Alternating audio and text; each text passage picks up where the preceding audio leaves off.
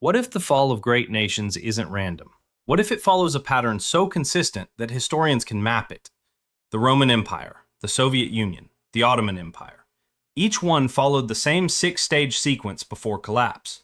And according to researchers who study civilizational decline, the United States is now displaying the markers of Stage 5.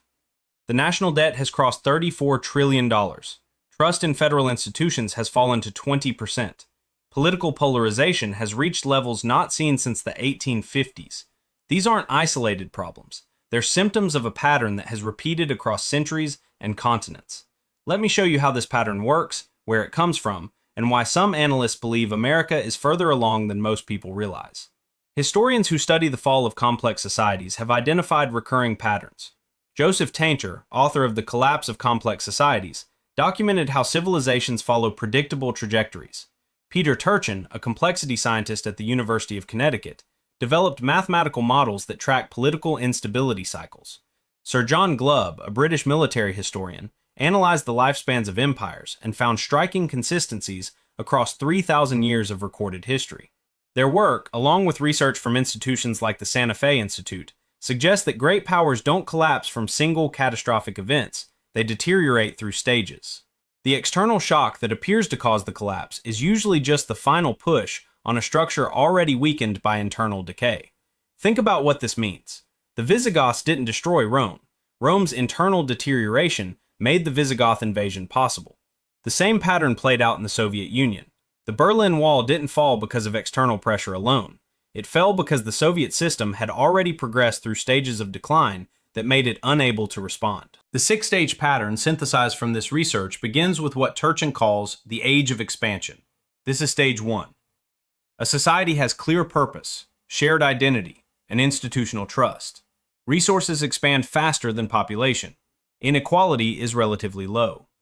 Citizens believe they have a stake in the system. Stage 2 brings the age of stagnation. Growth slows while expectations continue rising. Elites begin competing more intensely for fixed resources. The gap between the wealthy and working classes widens. Stage 3 is elite overproduction. Too many people compete for too few elite positions. Frustrated aspirants, what Turchin calls elite aspirants, become destabilizing forces. Political polarization increases. Stage 4 marks institutional decay. Trust in institutions collapses. Political gridlock prevents necessary reforms. The gap between official ideology and lived reality becomes obvious to ordinary citizens.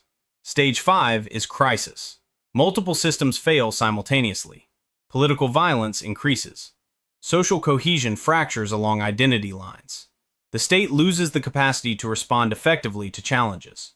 Stage 6 is resolution, either through reform, revolution, or collapse. Not every society that enters Stage 5 collapses entirely. Some reform and begin a new cycle, but the window for reform narrows as the crisis deepens. Where does the United States fall on this framework? To answer that, we need to examine specific indicators. In 1980, the ratio of CEO compensation to average worker pay was 42 to 1. By 2022, it had risen to 344 to 1. That's an 8-fold increase in wealth concentration at the top in 4 decades. The Gini coefficient, which measures income inequality, rose from 0.35 in 1970 to 0.49 by 2022. That's approaching levels seen in developing nations with chronic instability. These aren't abstract numbers. They represent millions of Americans working full-time while unable to afford housing, healthcare, or education for their children. Think about what this meant in practical terms for someone entering the workforce in 1975 versus 2020.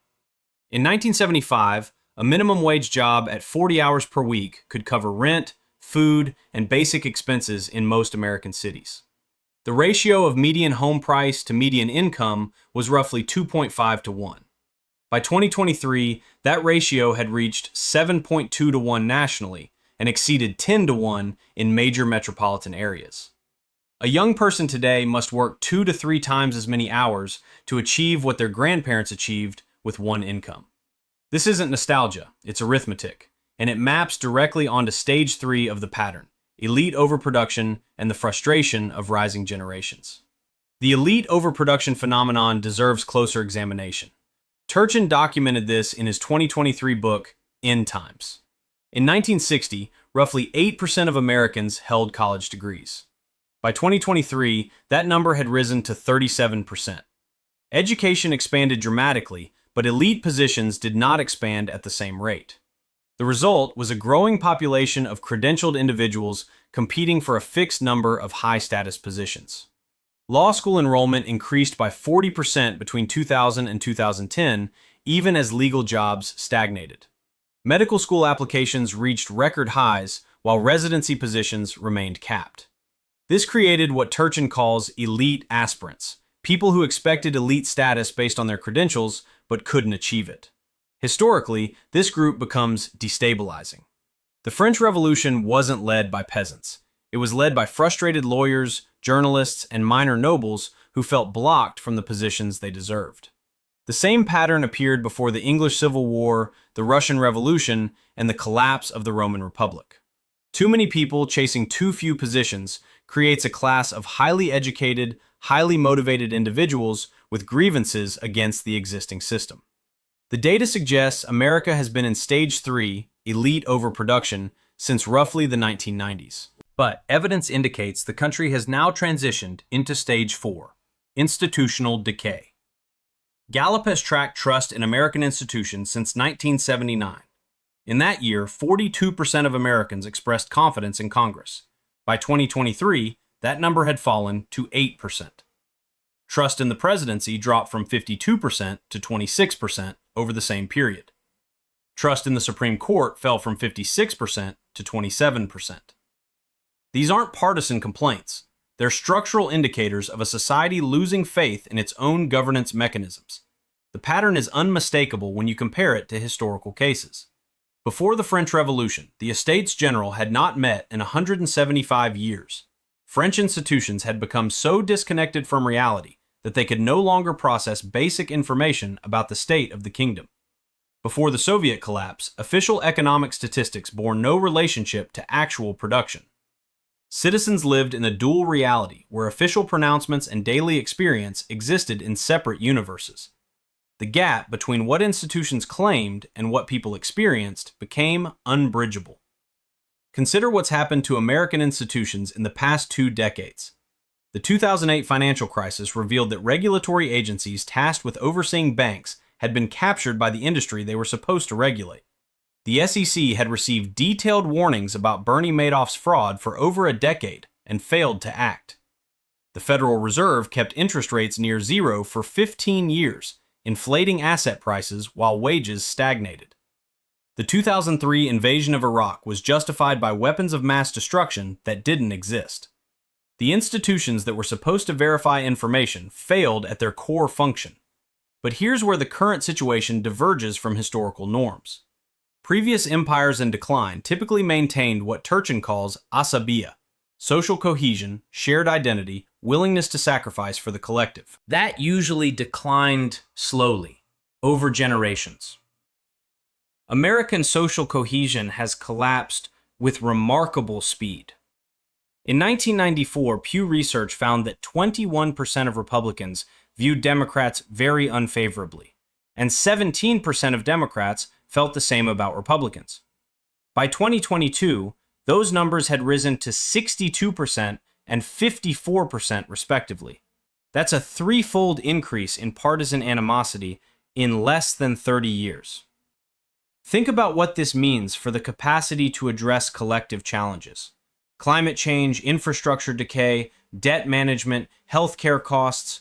Every major challenge requires collective action and institutional coordination. But when 60% of each party views the other as not just wrong, but as a threat to the nation itself, the basic mechanism for collective action breaks down. This isn't a matter of disagreement over policy. It's a structural failure of the system's ability to process disagreement and reach workable compromises. The Soviet Union faced a similar dynamic in its final decade. Gorbachev's reforms, glasnost and perestroika, were attempts to address institutional decay before it became terminal. But the reforms themselves accelerated the loss of social cohesion. Once people could openly discuss the gap between ideology and reality, the legitimacy of the entire system collapsed rapidly. The Soviet Union didn't fall because of economic failure alone. It fell because the institutions that held it together lost the capacity to command belief. Which brings us to Stage 5, crisis. The markers of Stage 5 are specific and measurable. Political violence increases. Governing coalitions become unstable. The state loses the ability to perform basic functions. Multiple crises occur simultaneously and overwhelm response capacity. The question isn't whether America is showing these markers. The question is how far along the crisis stage has progressed. On January 6, 2021, a mob stormed the United States Capitol to disrupt the certification of a presidential election. Regardless of political perspective, this event marked a threshold. For the first time since 1814, the seat of American government was violently breached. But the event itself matters less than what it revealed about the underlying structure. According to the University of Maryland's Global Terrorism Database, domestic terrorism incidents in the United States increased by 357% between 2013 and 2021. That's not a spike, that's a trend line. The January 6 committee documented communications showing that multiple members of Congress, officials in the executive branch, and organized groups had varying levels of foreknowledge about or involvement in the events. Whether or not one agrees with the committee's conclusions, the hearings revealed something structural. American institutions had lost the capacity to prevent what happened. The warning signs were visible. The intelligence was available. The system failed to process the information and respond appropriately. That's a Stage 5 marker. But political violence is only one indicator. The more telling signs involve governing capacity. In the past decade, the federal government has experienced repeated shutdowns and near defaults over routine budget matters. The debt ceiling, originally a procedural mechanism, has become a recurring crisis. Congressional productivity, measured by substantive legislation passed, has declined to historic lows. From 2019 to 2022, Congress passed fewer bills than any Congress since the 1930s. The institution designed to address collective challenges has largely ceased functioning as intended. The parallel to late Republican Rome is striking. The Roman Senate, in its final century, became gridlocked by factional conflict. Optimates and populares, roughly equivalent to modern political parties, became so opposed that normal governance became impossible. Senators increasingly relied on extra-legal means to achieve their goals. Violence entered the political arena. Cicero documented the breakdown in real time: assassination, armed gangs, and ultimately civil war. The Republic didn't fall to a single strongman. It fell because the institutions that were supposed to resolve conflict stopped working, creating a vacuum that strongmen filled. The Soviet parallel is equally instructive. By the mid-1980s, the Soviet system had reached what scholars call institutional sclerosis. Every reform attempt was blocked by entrenched interests. The bureaucracy had become so rigid that it couldn't adapt to changing circumstances. Gorbachev's memoir reveals his frustration.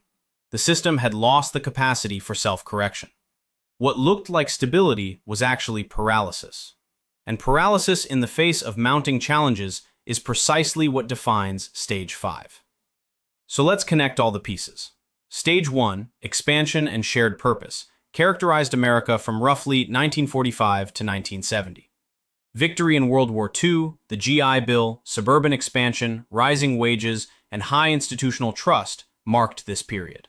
Stage 2, stagnation, began in the 1970s with oil shocks, wage stagnation, and the first signs that the post-war model was reaching limits. Stage 3, elite overproduction, intensified from the 1980s through the 2000s as credential inflation outpaced elite positions and inequality reached Gilded Age levels. Stage 4, institutional decay, became unmistakable after 2008 as financial crisis, failed wars, and political gridlock eroded trust in governing institutions. The evidence suggests America entered Stage 5, crisis, sometime between 2016 and 2021. The specific date matters less than the trajectory. Every measurable indicator, political violence, institutional trust, social cohesion, governing capacity, points in the same direction. The pattern that has preceded the fall of complex societies across 3,000 years of recorded history is now visible in the United States. This doesn't mean collapse is inevitable. Stage 5 is crisis, not resolution. The Roman Republic spent decades in crisis before finally collapsing. The Soviet Union showed Stage 5 markers for years before the Berlin Wall fell. Some societies in crisis have reformed and begun new cycles. The question is whether the American system retains the capacity for self-correction, and whether that capacity will be activated before the window closes. The 6-stage pattern doesn't predict the future. It describes the present. It shows us where we are in a sequence that has repeated countless times. Tainter, Turchin, and historians who study civilizational decline don't claim to know exactly how any particular case will end. But they do observe that the pattern, once it reaches Stage 5, requires either dramatic reform or eventual resolution through crisis. The longer a society remains in Stage 5 without addressing the underlying causes, the narrower the path to reform becomes. We're not witnessing random dysfunction. We're witnessing a pattern that historians have documented in the fall of the Roman Republic, the decline of the Spanish Empire, the collapse of the Soviet Union, and dozens of other cases. The same sequence of inequality, elite overproduction, institutional decay, and crisis has preceded every major civilizational transition for 3,000 years. The only question is what comes next, and history suggests that question won't remain unanswered much longer.